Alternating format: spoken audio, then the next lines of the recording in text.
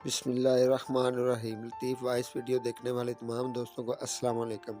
امی مجھے یہ کھٹارا سائیکل نہیں لے کر جانی، آج میں اس ٹیچر سائیکل کی وجہ سے اتنا لیٹ ہو جاتا ہوں اور میرے کالج کے دوست میرا مذاق بناتے ہیں۔ ہر روز یہ وہیں آ کر پنکچر ہو جاتی، کبھی اس کا چین ٹوٹ جاتا ہے، مجھے وہاں سے پیدل چلنا پڑتا ہے۔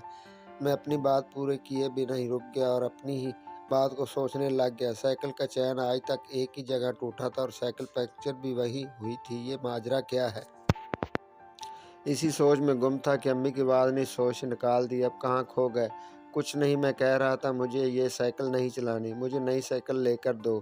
میرا دھیان ابھی بھی اسی طرف تھا۔ وہ گلاب کے پھول اس سڑک پر کیسے آتے ہیں؟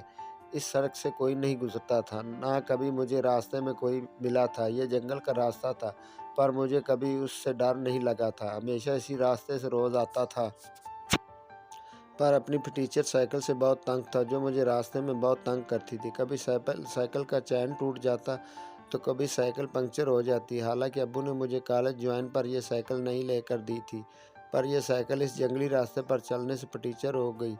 چند دن میں یہ اس وقت کی بات ہے جب موبائل فون نئے نئے آئے تھے، ہر شخص پاس نہیں تھا، اکا دکا لوگوں کے پاس تھا اور ان کی ویلیو بہت تھی۔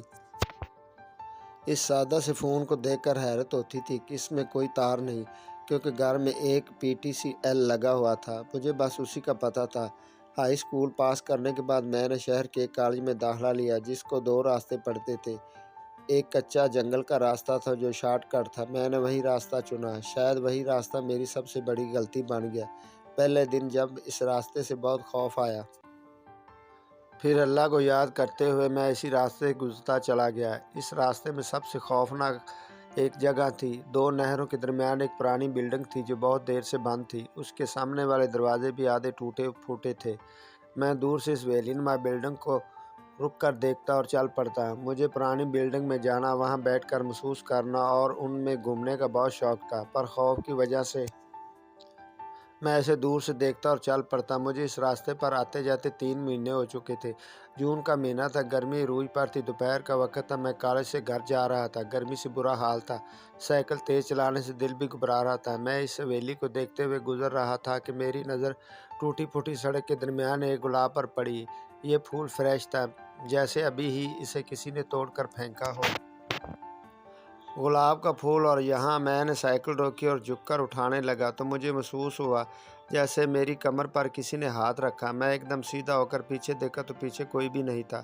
یہ ہاتھ رکھنے کا احساس مجھے بہت اچھے سے محسوس ہوا تھا، پر اس احساس کو اتنا ضروری نہیں سمجھتا بھی کیسے؟ اس ویرانے میں میرے سوا کوئی بھی دور دور تک نظر نہیں آ رہا تھا۔ میں پھر سے پھول اٹھانے کے لیے جھکا۔ اس بار ہوا کا ایک جھونکا آیا اور پھول سڑک کے کنارے پر جا پہنچا۔ عجیب بے چینی سی دل میں ہونے لگی تھی۔ گرمی اتنی شدید تھی کہ میں نے پھول کو اگنور کیا اور ایک درخت کے سائے میں سائیکل روکا، وہیں درخت کے نیچے بیٹھ گیا، بیگ سے پانی کی بوتل نکالی اور پینے لگا۔ گرمی تھی یا کچھ اور، میرا دل گھبرا رہا تھا۔ میں نے شرٹ کے بٹن کھولے اور درخت سے ٹیک لگا کر ٹانگیں پھیلا کر خود کو ریلیکس کر رہا تھا۔ مخالف سمت ہوا چلی تو گلاب کا پھول سیدھا اڑتا ہوا میرے پاس آ گیا۔ میں نے جلدی سے پھول کو ٹہنی سے پکڑا، اسے غور سے دیکھنے لگا، پھر اپنے آس پاس کھیتوں میں دیکھنے لگا کہ کہیں گلاب کو کوئی پودا تو نہیں ہے جہاں سے ٹوٹ کر یہ یہاں آیا ہو۔ میرے بار بار نظر دوڑانے کے باوجود مجھے وہاں پر کوئی پودا نظر نہیں آیا۔ دور دور تک پانی کے 2-4 گھونٹ پیے اور میری نظر پرانی ویلی پر پڑی۔ دل میں سوچ رہا تھا کہ اس پرانی ویلی میں ضرور جایا جائے۔ 2 نہریں، چھوٹی چھوٹی نہروں کے درمیان یہ پرانی ویلی، اور ہرا بھرا گھاس، بنانے والے نے بھی یہ ویلی کمال کی بنائی ہے۔ کاش میرا گھر ہوتا۔ میں دل میں خود سے باتیں کر رہا تھا۔ اس درخت کی ٹھنڈی چھاؤں میں بہت سکون آ رہا تھا۔ میں گلاب کو سونگھتے ہوئے اپنی گال پر پھیر رہا تھا۔ آنکھوں میں نیند آنے لگی، وجود بے جان سا ہو رہا تھا۔ میں یوں ہی ٹانگیں پھیلائے بیٹھا تھا کہ پتہ ہی نہ چلا کب میں نیند کی وادی میں کھو گیا۔ یہ نیند نہیں، ایک قسم کی بے ہوشی تھی، جیسے مجھے بے ہوش کیا گیا ہو۔ کچھ گھڑی گزری ہوگی کہ مجھے کچھ عجیب سا محسوس ہونے لگا۔ ایک عجیب سی اسمیل محسوس ہو رہی تھی جو کسی انسان کی نہیں تھی۔ مجھے لگ رہا تھا میرا سر کسی کی گود میں ہے اور گال سے ہاتھ پھیرتے ہوئے بالوں میں انگلیاں چلا رہا تھا۔ میں نیند سے ہلکا سا بیدار ہوا تو اٹھنے کی کوشش کرنے لگا۔ مجھے محسوس ہوا جیسے میرا وجود جکڑا ہوا ہے۔ میں ایک دم جھٹکا کھا کے اٹھا تو گلاب کا پھول جو میرے سینے پر تھا وہ زمین پر گر گیا۔ میرا منہ درخت کی طرف تھا۔ میں اپنی شرٹ سے لگی ہوئی گھاس جھاڑ رہا تھا۔ حیرت میں گم تھا کہ میں درخت سے ٹیک لگا کے بیٹھا تھا۔ پھر جب آنکھ کھلی تو میں زمین پر لیٹا ہوا تھا۔ یہ سب ماجرا کیا ہے؟ ہلکا سا ڈر محسوس ہو رہا تھا، پر میرے سوا وہاں کوئی بھی نہیں نظر آ رہا تھا جیسے میں یہ الزام دیتا، اور گلاب سینے میں موجود تھا جس پر نظر پڑتے ہی میں نے پھر سے اسے اٹھا لیا اور بیگ کی زپ کھولتے ہوئے اندر ڈالا اور سائیکل چلاتے ہوئے گھر کی جانب بڑھا۔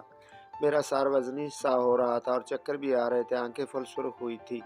سائیکل میں مشکل چل رہا تھا۔ گھر پہنچتے سلام کیا اور سائیکل کھڑی کرتے ہی اپنے بیڈ روم میں داخل ہو گیا۔ بیگ ایک طرف پھینکا اور لیٹ گیا۔ اتنی خاموشی سے میں پہلے کبھی گھر میں داخل نہیں ہوا تھا، اس لیے سب مجھ پر ران تھے۔ میں تکیے پر سر رکھ کر اسی لمحہ کو سوچ رہا تھا کہ امی گھر میں داخل ہوئی۔ احمد بیٹا کیا ہوا؟ امی جی کچھ نہیں، میں نے آہستگی سے کہا تو وہ میرے پاس آ کر بیٹھ گئی اور ماتھے پر ہاتھ پھیرنے لگ گئی۔ بیٹا خیر تو ہے؟ تم چپ ہو۔